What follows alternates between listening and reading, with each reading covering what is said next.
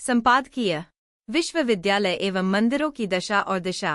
महान मनीषी आचार्य रघुवीर ने जीवन पर्यंत भारतीय संस्कृति के संरक्षण एवं संवर्धन के लिए एक तपस्वी की तरह साधना की। दुनिया भर में international academy of Indian culture के नाम से विख्यात आचार्य जी द्वारा स्थापित संस्था सरस्वती विहार को देखकर उनके साधना को समझा जा सकता है। हौज खास नई दिल्ली स्थित इस संस्था के मानद निदेशक आचार्य जी के सुयोग्य पुत्र पद्मभूषण से सम्मानित डॉक्टर लोकेश चंद जी हैं। आचार्य जी अपने जीवन में सभी भाषाओं की जननी संस्कृत एवं हिंदी भाषा के प्रचार तथा प्रसार के लिए अत्यधिक प्रयत्नशील रहे। उनके तथा कुछ अन्य महापुरुषों के प्रयास से हिंदी देश की राजभाषा तो घोषित हो गई, लेकिन सरकारी कार्यालयों के कामकाज में उतनी जगह नहीं पाई जितनी आनी चाहिए थी। इसको लेकर वे बहुत चिंतित रहते थे। वे प्रायः विश्वविद्यालयों एवं मंदिरों की दुर्दशा देखकर भी दुखी रहते थे।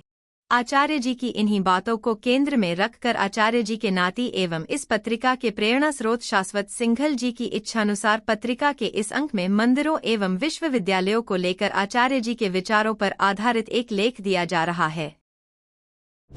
प्रत्येक वर्ष देश भर में हिंदी दिवस मनाया जाता है। इस वर्ष हिंदी दिवस पर नई दिल्ली में एक समारोह में बतौर मुख्य अतिथि केंद्रीय गृह एवं सहकारिता मंत्री अमित शाह जी ने अपने संबोधन में हिंदी को लेकर कई महत्वपूर्ण बातें कहीं। उनके संबोधन के प्रमुख अंश भी इस अंक में दिए जा रहे हैं। आचार्य जी का 14 मई 1963 को सड़क दुर्घटना में कानपुर में आकस्मिक निधन हो गया था। उसी स्थान पर उनकी स्मृति में एक विद्यालय की स्थापना हुई जो इस समय आचार्य रघुवीर इंटर कॉलेज के रूप में जाना जाता है। इस कॉलेज के बारे में भी इस अंक में विशेष सामग्री दी जा रही है। हमारे विशेष आग्रह पर यह सामग्री जाने माने शिक्षाविद एवं लेखक डॉक्टर कमल किशोर गुप्त जी से उपलब्ध हुई है। डॉक्टर गुप्त कानपुर के सुप्रसिद्ध विक्रमजीत सिंह सनातन धर्म कॉलेज के पूर्व उप प्राचार्य हैं और उन्होंने आचार्य रघुवीर पर महामनीषी आचार्य रघुवीर शीर्षक से पुस्तक लिखी है, जो शब्द प्रकाशन नई दिल्ली से वर्ष 2019 में प्रकाशित हुई है। हम डॉक्टर गुप्त का विशेष आभार प्रकट करते हैं। आशा है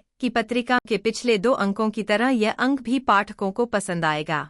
अंत में आपसे विनम्र अनुरोध है कि इस अंक को पढ़ने के बाद अपनी प्रतिक्रिया अवश्य भेजने का प्रयास करें। आपकी प्रतिक्रिया से ही पत्रिका में निखार आएगा। आपको कोई सुझाव हो तो उसे भी अवश्य लिखकर भेजें।